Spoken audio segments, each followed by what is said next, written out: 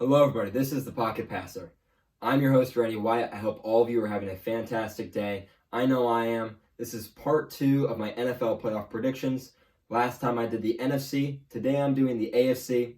I'm going to get right into it, starting off with the number 1 seed. I've got the Buffalo Bills. I absolutely love the Bills. I think they're one of the best teams in the league. Josh Allen's an incredible quarterback, and he could potentially be the best quarterback in the league this year. I love what they did, upgrading the run game, drafting James Cook, and I got Devin Singletary and James Cook. I love the receivers. Stephon Diggs is incredible. Gabriel Davis is a solid player. I love that they upgraded their pass rush. They bring in Von Miller, who I think still has a decent amount of gas left in him, coming off of a Super Bowl ring with the Rams. He wants to be the first ever player to win a ring with 3 different teams. And if there's a team that he's going to do it with, I absolutely believe it's the Buffalo Bills. They're my favorite to win the Super Bowl right now. I just absolutely love this team. I think they're exceptional pretty much all the way around. They're the number 1 defense last year, and they upgrade their pass rush. I love Jordan Poyer and Micah Hyde. Tre'Davious White is going to be banged up early in the year, but once he gets healthy and back to full speed, that secondary is going to be on full blast. It's going to be tough to throw against them. It's going to be tough to run against them. And it's going to be tough to stop that offense. I love the Bills. I have them going about 13-4, maybe even 14-3. I think they're the best team in the AFC, and I think they're potentially the best team in the entire NFL. So now, number 2, I got the Chargers. I love the Chargers. Again, these are obviously teams I love. I have them as some of the best teams in the NFL. The Chargers are an exceptional team, and I think they swing their way out of the AFC West to come out on top. Assuming they go 3-3 in the AFC West, I have them going 12-5 on the year. I don't see them, they maybe lose 2 games all year outside of the division. The competition that they have outside of the division in games, it's just not exceptional competition. I think they're better than pretty much every team they play outside of the Rams, and I expect them to win maybe every single game outside of the division. If not, they lose 1 or 2. That's where I have them going 12-5. To me, they upgraded their defense. I don't think that's debatable, and I think that's extremely important. They're in a division with excellent quarterbacks. They upgrade their pass rush. They bring in Khalil Mack to go along with Joey Bosa, and then they bring in J.C. Jackson to upgrade their secondary. If Derwin James stays healthy, that secondary is deadly. They're going to be on lockdown all year round. Justin Herbert's going to be amazing like he's been the last 2 seasons. I don't think there's any doubt about that. I love the receivers, Keenan Allen and Mike Williams. They're here to stay. Austin Eckler is an excellent receiving back.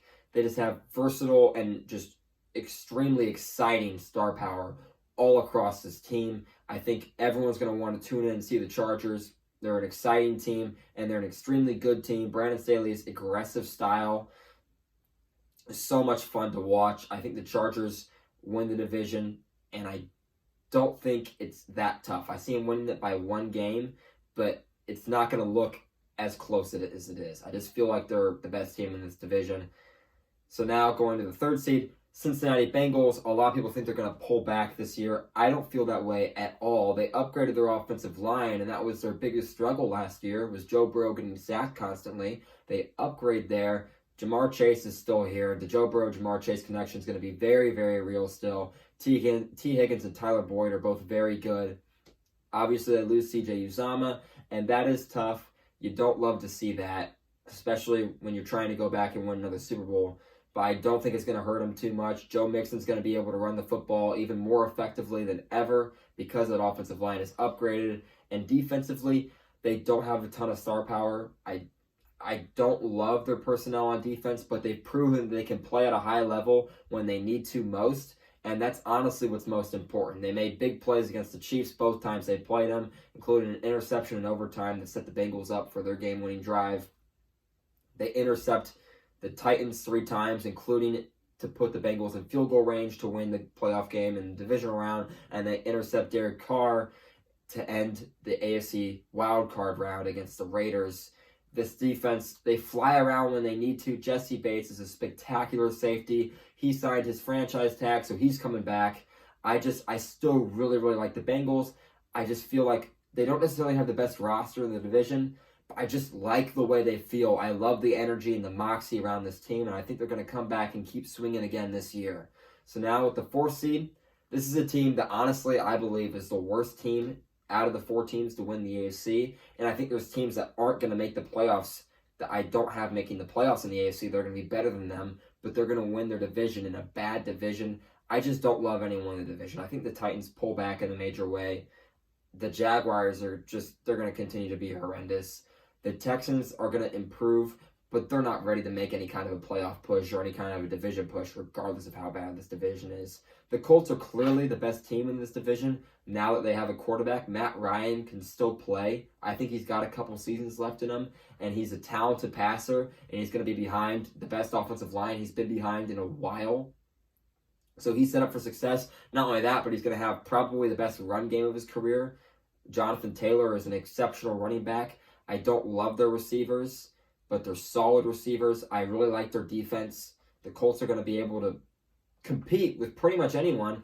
I just don't think they have the star power to win big games late in the playoffs. I do like them to be competitive, win big games, and win that division. But outside of that, I don't see much out of them. They maybe win a playoff game, but I just feel like they're a limited football team overall. At the 5th seed, I have the Las Vegas Raiders. I love them bringing in Davante Adams. I love them bringing in Chandler Jones. They upgrade their pass rush, again, in a division that requires a good pass rush because there's so much exceptional quarterback play. You got to get to the quarterback, especially when that quarterback's a top 10 player or a top 10 player in his position. You need to get him to the ground before he can do damage through the air. That's what the Raiders are going to be able to do. That's what the Chargers are going to be able to do. And that's what the Broncos are going to be able to do. And that's why I give the Raiders a nod at the 5th seed. And their offense is just going to be so deadly. Derek Carr is set up like he's never been set up before for incredible success. He's had to fight through adversity his entire career, but it doesn't look like he's going to have to this year as long as nothing unforeseen happens. Davante Adams is the best receiver in the league. Hunter Renfrow is an excellent slot receiver. And Darren Waller is an excellent receiving tight end. This is a absolutely just deadly offense with incredible weapons. Derek Carr is going to have a lot of fun throwing to these guys this year, and they're going to have Josh Jacobs. The pressure is going to be off of him because that passing game is so deadly. They're not really going to be able to load the box against him. I think Josh Jacobs is going to be able to have his most productive year running the football because of the potency of their offense outside. So now number 6, the Ravens. I think the Ravens are the 6th seed. They could win the division. I see them losing the division just by a game. They get healthy. Lamar Jackson's back. J.K. Dobbins is back. Their star corner's back. Marlon Humphrey. And there's just so many other injuries that they suffered on that team. It was the most injured team last year. They get all of their guys back. I love this team. The one issue I have, and really the only stronghold I feel they have on their team, is wide receiver. If Rashad Bateman can fill that hole, he was drafted last year.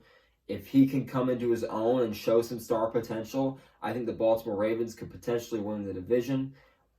The one thing they're missing is that outside threat. They have the vertical threat inside with Mark Andrews. If they can get that outside threat to stretch the field, force defenses to put safeties back instead of loading the box as much as they do and as aggressively as they do, it's going to free up the run game even more, and the Ravens offense is going to be able to actually run the ball with an unloaded box if they can stretch the field. And once that happens, it's going to be really tough to stop the Ravens. If we see MVP Lamar fashion play because they can stretch the field, the Baltimore Ravens could potentially have another 14-2 caliber season. Obviously, it's 17 games now, but the point I'm making is that the Ravens are very capable of being the best team in the AFC if they get star receiver power. Right now, I don't feel they have it, and because of that, I have them at the 6th seed. Because their run game is still potent, I still like their defense a lot. They have physical, talented corners, Marlon Humphrey and Marcus Peters, and a good run game, and an excellent tight end that's going to be able to propel them to an 11-6 record that gets them the 6th seed.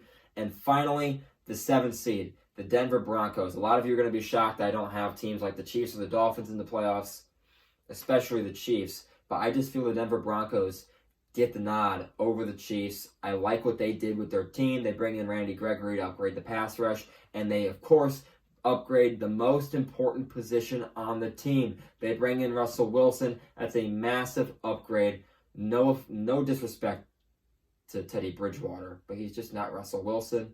Russell Wilson is a future Hall of Famer, a top 10 quarterback. He had an off year this year, and like I said, that off year was 25 touchdowns and 6 picks and 2,800 yards, which isn't a lot of yards. That's behind a poor offensive line and a struggling offense, and he just showed an MVP caliber season the year before that. I think Russell Wilson comes back and has a good year with solid receivers, Cortland Sutton and Jerry Jeudy, an okay offensive line. I really like their running back in Javonte Williams. Their defense has been very good for a number of years. They just feel like they've been a quarterback away from being able to make some real competitive games happen in their stadium and away. I think the Broncos are a team that the rest of the AFC has to be scared of. They have that star power, and they have kind of that underdog feel to them just because their team isn't quite as good as some of the other teams I mentioned, but they've got enough star power to where they can make something happen at any moment. You got to watch out for the Broncos. And I'll explain real quickly why I don't have the Chiefs in. To me, the AFC West improved except for the Chiefs. Every team improved. Every team upgraded their pass rush. And every team, with the exception of the Chargers, drastically, and the Raiders and Broncos drastically upgraded their offense. They bring in the best receiver, the Raiders do, and the Broncos bring in a star quarterback. What did the Chiefs do? They lost their star receiver, and they lost their star safety. Their defense is not going to be as good, and their defense is always horrible to start the season anyway, so their offense is going to have to keep pace in high-scoring games. Steve Spagnuolo defenses tend to catch on late in the season, and they tend to be very good late in the season, but until that happens, the Chiefs' offense is going to have to put up points that I'm not sure they have the capacity to do week in and week out, since they don't have that high level of deep threat capacity that they had last year. Marquez Valdes-Scantling and Mecole Hardman are good deep threat receivers, but they aren't Tyreek Hill. I do expect Juju Smith-Schuster to have a bounce back year, as presumably their wide receiver one, Travis Kelce, still exceptional. Patrick Mahomes is an incredible quarterback. I love Andy Reid at coach, and I think they're going to be able to figure things out and have a productive offense and a productive season.